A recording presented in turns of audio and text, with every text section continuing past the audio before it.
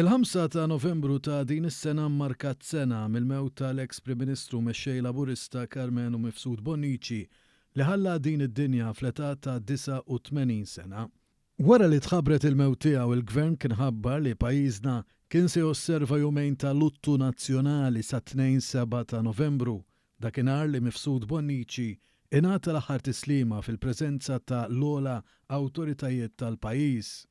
Carmenu Mifsud Bonnici twilad Bormla nhar 17 ta' Lulju tal-1933 huwa studja fl-Università ta' Malta u aktar tard igradwa mill-Università ta' Londra fil-liġi fiskali u industrijali fl-1968. Mifsud Bonnici kien membru attiv fih dan il-moviment ħaddiema Kattoliċi żgħażagħ u aktar tard inħatar konsulent lokali għal General Workers Union. U għabeda l-karriera tiegħu fih dan il-Partit Laburista fl-1980.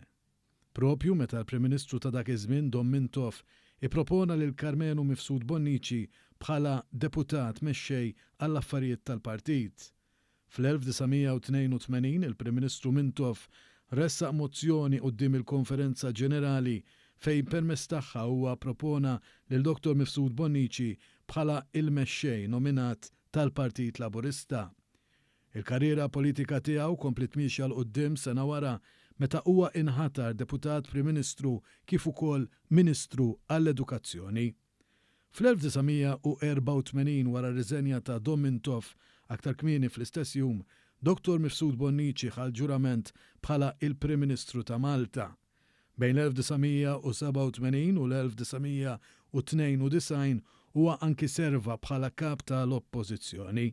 Carmenu Mifsud Bonnici baqa' jiġi elett fil-Parlament Malti sal-1996.